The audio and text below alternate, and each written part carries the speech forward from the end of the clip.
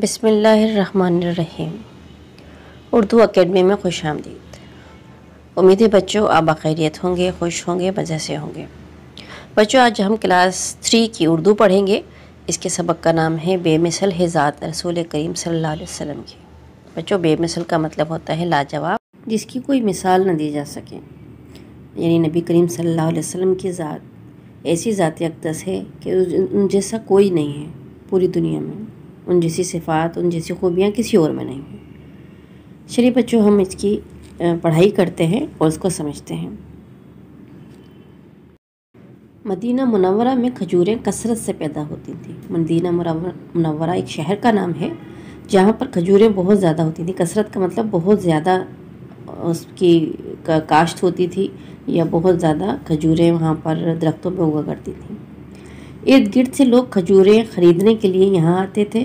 कहाँ आते थे? मदीना मुनव्वरा में जाते थे, क्योंकि वहाँ पर खजूरें बहुत ज़्यादा होती थी। एक मरतबा कुछ लोग खजूरें ख़रीदने के लिए मदीना मुनव्वरा रवाना हुए। सफ़र करते करते वो लोग जब थक गए तो सुस्ताने के लिए मदीना से बाहर कुछ देर के लिए ठहर गए। इतने में वहाँ एक अजनबी शख्स आया। अजनबी किसे कहते हैं? जिसे आप नहीं जानते, ना वाकिफ़ या अनजान शख्स आया। उस शख्स ने मुसाफिरों के पास एक सुर्ख ऊँट देखकर पूछा कि क्या ये आप मुझे ऊँट बेचोगे? मुसाफिरों ने कहा अगर वो उन्हें इतनी मिकदार में खजूरें दे तो वो बदले में उसे ऊँट दे देंगे। यानी कि खजूरों के बदले में वो ऊँट देने को तैयार थे। सौदा तय होने के बाद उस शख्स ने ऊँट की मुहार पकड़ी और शहर के अंदर चला गया। यानी ऊँट की रस्सी पकड़ी और वो ऊँट ले गए। वो अजनबी जो शख्स थे वो वापस मदीना मुनव्वरा चले गए। शहर के अंदर जो मुसाफिर थे वो शहर के बाहर सस्ता रहे थे, आराम कर रहे थे। उस शख्स के जाने के बाद मुसाफिरों को ख्याल आया कि वो तो उस आदमी को जानते ही नहीं। अब ऊँट की वापसी या कीमत की वसूली के लिए क्या करें? थोड़ी देर गुजरी तो उस अजनबी शख्स ने एक आदमी के ज़रिए से ढेर सारी खजूरें भिजवा दी। साथ ही पैगाम दिया कि अपने ऊँट की कीमत के बराबर खजूरें तोल कर पूरी कर लो और बाकी खजूरें आपकी दावत के लिए हैं। मुसाफिर अजनबी शख्स की दयानतदारी और सखावत पर बेहद खुश हुए। ठीक है, यानी कि जो खजूरें तय हुई थी ऊँट की कीमत के बदले में, उन्होंने उससे डबल भिजवा दी कि ये तो आपकी कीमत भी हो गई ऊँट की और बाकी खजूरें आपकी दावत किस लिए? क्योंकि वो उनके शहर में मेहमान थे। अब मुसाफिर जो थे सारे वो तो बड़े खुश हो गए कि एक तो ये अजनबी शख्स बहुत दयानतदार थे और दूसरे इतने सखी कि इतनी सारी खजूरें भिजवा दी। वो लोग खजूरें खाकर जब मदीना मुनव्वरा में दाखिल, मिंबर कहते हैं मस्जिद में वो जगह जहाँ इमाम साहब खड़े होकर के बैठकर खुतबा देते हैं ना, उसको कहते हैं। मालूम हुआ कि वो अजनबी शख्स अल्लाह ताला के आखिरी रसूल हज़रत मोहम्मद सल्लल्लाहु अलैहि वसल्लम है। नबी करीम सल्लल्लाहु अलैहि वसल्लम की ज़ात में बेपनाह खूबियाँ थीं, जिनमें नुमाया खूबी दयानतदारी थी।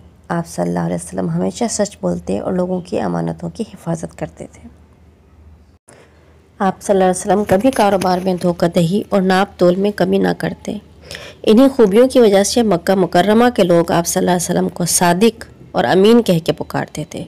सादिक का मतलब है सच्चा और अमीन का मतलब है अमानतदार। आप सल्लल्लाहु अलैहि वसल्लम ने अमानतदारी को ईमान की एक शर्त करार दिया और फरमाया जिसमें अमानतदारी नहीं इसका कोई ईमान नहीं।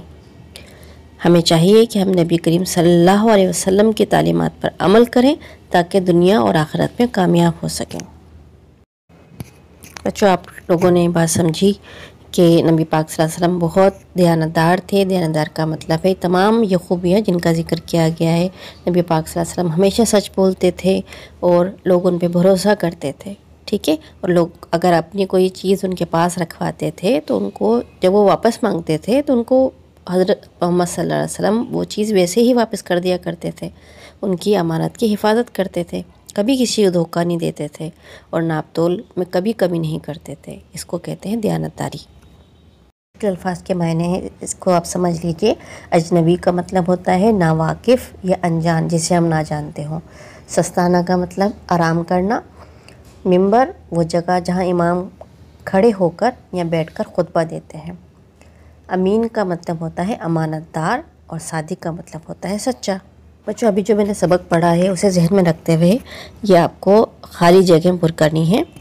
इसे मैंने पुर कर दिया है। आप भी एक दफ़ा देख लीजिए कि ऊँट की वापसी या कीमत की वसूली के लिए क्या करें। नंबर 2, अजनबी शख्स ने एक आदमी के ज़रिए से ढेर सारी खजूरें भिजवा दी।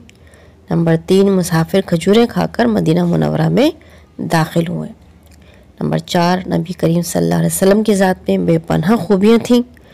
नंबर 5, मुसाफिरों ने देखा कि वह शख्स अजनबी शख्स मिंबर पर खड़ा होकर खुतबा दे रहा है। बच्चों, दुरुस्त जवाब के गिर्द आपको निशानदेही के लिए रंग भरना है। लोग ख़रीदने के लिए मदीना मुनव्वरा गए। क्या ख़रीदने गए थे? कपड़े ख़रीदने गए थे या खजूरें? जी बिल्कुल, खजूरें ख़रीदने गए थे। इस पर आप टिक कर लीजिए या कलर से फिल कर लीजिए इसे। लोगों के पास ऊँट था, खाकी था या सुर्ख? सबक आपने सुना, जी बिल्कुल सुर्ख रंग का ऊँट था। नंबर 3, मदीना मुनव्वरा में खजूरों की होती है कसरत या किल्लत? कसरत का मतलब ज़्यादा होती है, किल्लत या कम होती है? कसरत यानी ज़्यादा होती है। इसको टिक कर दीजिए। आखिरी है कि अजनबी शख्स ऊँट की मुहार पकड़ कर चला गया। कहाँ चला गया? मक्का मुकरमा या मदीना मुनव्वरा? जी मदीना मुनव्वरा पे टिक कर दीजिए। तो मुश्किल सवाल देख लेते हैं। सवाल नंबर पहला है, मक्का मुकरमा के लोग नबी करीम सल्लल्लाहु अलैहि वसल्लम को सादिक और अमीन क्यों कहते थे? इसका जवाब है कि आप सल्लल्लाहु अलैहि वसल्लम हमेशा सच बोलते, लोगों की अमानतों की हिफाजत करते, इसलिए मक्का के लोग उन्हें सादिक और अमीन कहते थे। 2, नबी करीम सल्लल्लाहु अलैहि वसल्लम ने किस चीज़ को ईमान की शर्त करार दिया? इसका जवाब है कि आप सल्लल्लाहु अलैहि वसल्लम ने अमानतदारी को ईमान की शर्त करार दिया। सवाल नंबर 3, अजनबी शख्स ने ऊँट देखकर मुसाफिरों से क्या पूछा और उन्होंने क्या जवाब दिया? इसका जवाब है कि अजनबी ने पूछा, क्या आप ये ऊँट मुझे बेचोगे? मुसाफिरों ने जवाब दिया, अगर वो उन्हें इतनी मिकदार में खजूरें दे दें तो वो उन्हें ऊँट दे सकते हैं। सवाल नंबर 4, मिंबर पर खड़े होकर खुतबा देने वाले अजनबी शख्स कौन थे? जवाब है कि वो शख्स हमारे प्यारे नबी हज़रत मोहम्मद सल्लल्लाहु अलैहि वसल्लम थे। 5वां सवाल है, दयानतदारी के 2 फ़वाइद लिखिए। इसका जवाब है कि दयानतदार इंसान से अल्लाह पाक राज़ी होता है और दयानतदार इंसान पर सब भरोसा करते हैं। उम्मीद है बच्चों आपको ये समझ में आ गया होगा। इसी तरह पढ़ते रहें, खुश रहें, सलामत रहें। अल्लाह हाफिज़।